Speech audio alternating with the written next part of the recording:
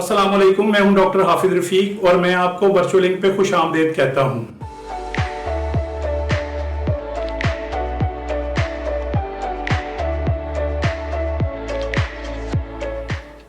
Welcome back dear students. Please आप मेरे lecture को सीक्वेंस में देखिए और हर लेक्चर को एंड तक देखिए ताकि कोई भी पॉइंट मिस ना हो। तो आइए लेक्चर स्टार्ट करते हैं। लिसन एंड स्पीक इंग्लिश यानी उर्दू सुने और अंग्रेजी बोलें सीरीज का हम लेक्चर नंबर 16 यानी सबक नंबर 16 हम आज स्टार्ट कर रहे हैं। तो सबसे पहले जरा देखें हम क्या सीखेंगे। नेम्स ऑफ थिंग्स यानी चीजों के नाम, और वो अल्फाज होंगे, वो वर्ड्स होंगे जिनके लेटर 4 होंगे यानी 4 होंगे। 4 letter words, name of things. तो पिक्चर देखें जरा। ये एक इंसानी गर्दन है, और गर्दन को इंग्लिश में क्या कहते हैं? इंसान की हो या किसी जानवर की हो, उसके लिए एक ही लफ्ज है, तो उसको हम कहते हैं नेक। NECK, नेक, नेक, नेक। नेक्स्ट पिक्चर देखते हैं। ये एक बहरी जहाज या समंदरी जहाज की तस्वीर है, और समंदरी जहाज को या बहरी जहाज को इंग्लिश में कहते हैं ship. SHIP, ship, ship, ship. Next picture देखते हैं। ये एक झील की तस्वीर है। ये पानी का जखीरा है जो पहाड़ों के दरमियान इकट्ठा हो जाता है बारिश की वजह से या बर्फ पिघलने से। तो इस झील को इंग्लिश में क्या कहते हैं? Lake. LAKE, lake, lake, lake. Next picture देखते हैं। ये एक बड़े दरवाजे की पिक्चर है। ये बिल्डिंग के सामने जो लगा हुआ है। तो बड़े दरवाजे को क्या कहते हैं? गेट। GATE, gate. और छोटा कोई दरवाजा हो घर में तो उसको कहते हैं डोर। वो इसको बाद में पढ़ेंगे, लेकिन ये लिखा हुआ है GATE, gate, gate, gate. Next picture देखते हैं। ये यहाँ पर बर्फ पड़ी हुई है, हर तरफ सफेदी ही सफेदी है। तो जो ऊपर से बर्फ गिरती है उसको हम क्या कहते हैं? जो हम फ्रीजर में बनाते हैं उसको तो आइस कहते हैं, लेकिन जो कुदरती तौर पर बर्फ गिरती है उसको हम कहते हैं snow. SNOW, snow, snow, snow. Next हम ये देखते हैं कि पिक्चर के बगैर जो आज हमने वर्ड सीखे हैं उनको जरा पढ़ते हैं और उनके प्लोरल भी देखते हैं, यानी सिंगुलर वाहिद और प्लोरल दोनों हम देखते हैं। 4 letter words learn today. Neck, necks, ship, ships, lake, lakes, gate, gates, snow, snows. और ये जो आज हमने वर्ड सीखे हैं इनकी तादाद 10 है। तो नेक्स्ट तरह देखते हैं हम। अब हम जो स्टार्ट करते हैं कि जब आप बात कर रहे होते हैं तो कोई आपसे कोई बात पूछता है तो आप हाँ में या ना में उसका जवाब देते हैं। यानी किसी के जवाब में जो अल्फाज इस्तेमाल करते हैं हम उनके बारे में पढ़ना चाहते हैं, वो बिल्कुल छोटे से हैं। तो यहाँ पर लिखा हुआ है हेडिंग में words for positive and negative response. Response कहते हैं जवाब को या रद्द अमल को, वर्ड्स कहते हैं अल्फाज को, फॉर कहते हैं के लिए, पॉजिटिव का मतलब है मुस्बत यानी हाँ में, एंड और नेगेटिव का मतलब है मनफी में या ना में, रिस्पॉन्स का मतलब है जवाब। Words for positive and negative response के हमने किसी के सवाल पूछने पर हाँ या ना में जवाब देना है तो उसके लिए हम कौन से वर्ड्स इस्तेमाल करेंगे उसके बारे में पढ़ते हैं। तो सबसे पहला है यस। अगर आप से किसी ने कोई बात पूछी है और उसका जवाब हाँ में है तो हाँ को इंग्लिश में कहते हैं यस। और अगर ना में जवाब देना है तो फिर आप कहेंगे नो। यस और नो ये तो आम बंदे ही जानते हैं। पता है कि किसी काम को अगर हाँ में जवाब देना है तो यस कह देते हैं, और अगर इनकार करना है तो नो कह देते हैं। नो यानी इनकार के लिए एक और भी लफ्ज इस्तेमाल होता है, इसको कहते हैं नॉट। ये जो नॉट है ये भी इनकार के लिए या नफी के लिए इस्तेमाल होता है, लेकिन ये सेंटेंस के अंदर इस्तेमाल होता है, तो इसका इस्तेमाल भी पढ़ेंगे। लेकिन आपने इनको याद कर लेना है। यस मीन हाँ, नो का मतलब है नहीं या ना, और नॉट का मतलब भी नहीं है। लेकिन ये नो जो है वो सेंटेंस के शुरू में आ सकता है या एंड पे आ सकता है, लेकिन ये सेंटेंस के बीच में आता है नॉट। तो इस नॉट के बारे में भी पढ़ेंगे, लेकिन हमें यस नो का पता होना चाहिए।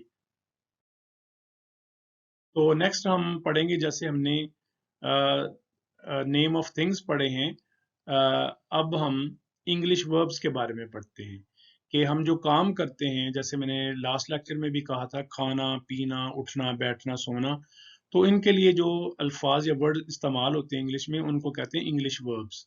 और मैंने कहा था इसको स्पेशल फॉर्म में भी लिखते हैं, और इसकी 3 स्टैंडर्ड फॉर्म्स हैं। तो उसके बारे में हम वन बाय वन जो है वो डिस्कस करते हैं। स्पेशल फॉर्म को क्या कहते हैं हम? इन्फिनेटिव, यानी काम को सिर्फ बयान करना। तो ये पहली है टू बाय, दूसरी है टू कॉल, और तीसरी है टू हेल्प।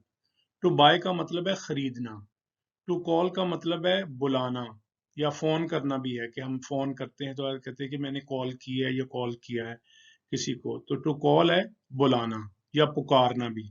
टू हेल्प का मतलब है मदद करना। तो ये इन्फिनेटिव फॉर्म है कि हमने ये जो 3 काम हैं उनको यहाँ पर लिखा है, टू बाय खरीदना, टू कॉल बुलाना, और टू हेल्प मदद करना। अब हम इनकी स्टैंडर्ड फॉर्म्स के बारे में पढ़ते हैं। 3 फॉर्म्स ऑफ वर्ब, वो क्या हैं? V1 पहली फॉर्म, V2 दूसरी फॉर्म, V3 तीसरी फॉर्म। तो ये जो बाय है इसकी 3 फॉर्म्स लिखते हैं, बाय, बॉट, बॉट। तो बाय की 3 फॉर्म्स याद कर ली आपने, बाय, बॉट, बॉट। नेक्स्ट है कॉल, यानी बुलाना, इसका इस्तेमाल हम बाद में करते हैं। कॉल, कॉल्ड और कॉल्ड। इसको आपने कॉल नहीं कहना, ज्यादातर लोग इसको कॉल कहते हैं, वो पंजाबी में या उर्दू में लिखा होता है तो उसको कॉल पढ़ते हैं आपने। लेकिन आप इंग्लिश सीख रहे हैं, जैसे ब्रिटिश या अमेरिकन बोलते हैं, जैसे वो है, हमने उनकी नकल करनी है, कॉपी करना है, ताकि हम उनके करीब तरीन बोल सकें। तो इसके ऊपर स्पेशली जो है वो आपका इंप्रेशन खराब हो जाता है, आपका किसी के ऊपर जो तासुर है वो अच्छा नहीं पड़ता, तो कोई आपसे मुतासर नहीं होता। तो आपने कॉल नहीं कहना इसको, तो मैं इसके ऊपर ज्यादा जोर दे रहा हूं, इसको आपने कहना कॉल, कॉल्ड, कॉल्ड। अब नेक्स्ट है ये हेल्प है, हेल्प, हेल्प, हेल्प। मैं फिर से पढ़ता हूँ, buy, bought, bought, call, called, called, help, helped, helped. तो ये आपने, फिर से मैं कह रहा हूँ, इसको आपने कॉल कहना है, इसको आपने कॉल्ड कहना है, इसको आपने कॉल्ड कहना है। कोल्ड नहीं कहना आपने, इसको कोल्ड नहीं कहना। कोल्ड जो है वो ठंडी चीज को कहते हैं, आपने इसको कहना है कॉल, कॉल्ड, कॉल्ड। तो आपने ये देखा मैंने इसके ऊपर कितना जो है वो जोर दिया है, जोर को एम्फेसिस कहते हैं, मैंने कितना एम्फेसिस इस पे दिया है, ताकि जो है ना वो आप बेहतर इंग्लिश बोल सकें। तो नेक्स्ट हम जब वो पॉजिटिव और नेगेटिव सेंटेंसेस में इसको यूज करते हैं, तो देखिए जरा, नेगेटिव ऑफ वर्ब्स के, यानी वर्ब को हम इस तरह से इस्तेमाल करें कि जिससे ना का तासुर आए, जिसमें किसी चीज को रोका गया हो। तो वो देखें जरा, सबसे पहले पॉजिटिव सेंटेंस। पॉजिटिव सेंटेंस ये होता है कि जिसमें नफी ना हो, ना का आंसर ना हो। तो जरा ये देखें, ये लिखा हुआ बाय, बाय का मतलब है खरीद लो या खरीदो या खरीदिए या खरीदें। तो ये हम इस तरह से उर्दू में इसको कहते हैं। तो जहां पर भी है बाय आएगा तो इसका मतलब, ये कंप्लीट सेंटेंस है, बाय का मतलब है कि खरीदो। और ये है कॉल, कॉल का मतलब है कि बुलाओ या पुकारो, और या पुकारें। और आगे हेल्प, मदद करो या मदद करें। तो ये इस तरह से ये कंप्लीट सेंटेंस है, यानी वर्ब की जो फर्स्ट फॉर्म है वो एक कंप्लीट सेंटेंस होता है। तो अब हम नेगेटिव सेंटेंसेस के बारे में, हमें पता है कि अगर हम डू नॉट लगा देंगे तो वो नेगेटिव सेंटेंस बन जाएगा। तो देखें, अगर कहना हो कि बाय यानी खरीदो, और कहना हो कि ना खरीदो, तो हम कहेंगे डू नॉट बाय। अगर हमें कहना हो कि बुलाओ, या पुकारो तो उसको कहेंगे कॉल, और अगर कहा जाए कि ना पुकारो, ना बुलाओ, तो इसका मतलब है डू नॉट कॉल। और अगर ये है कि मदद करो, और अगर ये कहना हो कि ना मदद करो, तो हम कहेंगे डू नॉट हेल्प। तो अब हम शॉर्ट फॉर्म के बारे में पढ़ते हैं कि जिस तरह से ब्रिटिश और अमेरिकन डू नॉट बाय नहीं कहते, बल्कि वो कहते हैं don't buy. Do not call को वो कहते हैं डोंट कॉल, और डू नॉट हेल्प को वो कैसे कहेंगे, डोंट हेल्प। यानी अगर किसी की कोई गलत काम में मदद कर रहा है तो हमने इसको रोकना है, तो हम कहेंगे कि डोंट हेल्प। अगर कोई किसी को बिला वजह बुलाने जा रहा है तो हम उसको कहेंगे रोकने के लिए डोंट कॉल। और अगर कोई फजूल में कोई चीज खरीद रहा है तो आपने उसको मना करना, तो आप कहेंगे कि डोंट बाय। तो अब हमारा लेक्चर जो है वो खत्म होने के करीब है, और आज हम जो डिस्कस करेंगे the sentence of the day, वो मैंने यहाँ पर लिखा हुआ है। इसको देखते हैं। ये लिखा हुआ, good health is a blessing of Allah. Good का मतलब होता है अच्छा या अच्छी, हेल्थ का मतलब है सेहत, इज का मतलब है आ का मतलब है एक, ब्लेसिंग का मतलब है नेमत, ऑफ का मतलब है की, का, के वगैरह, और अल्लाह का मतलब है कि अल्लाह रब्बुल इज्जत जिसने हमें पैदा किया है। तो हम इसको पढ़ते हैं, good health is a blessing of Allah, कि अच्छी सेहत अल्लाह की एक नेमत है। Good health is a blessing of Allah. तो जो भी कोई ब्लेसिंग है, जैसे हमने वाटर के बारे में पहले कहा था, तो जो भी आपको अल्लाह की नेमत लगती है, वो यहाँ पर आप लिख के तो इज अ ब्लेसिंग ऑफ अल्लाह कह दें। तो फिर से मैं एक दफा इसको पढ़ रहा हूँ कि good health is a blessing of Allah. तो आज के साथ ही मैं इसके साथ ही मैं आज के लेक्चर को फिनिश करता हूँ, और अगले लेक्चर में आपसे मुलाकात होगी। अल्लाह हाफिज।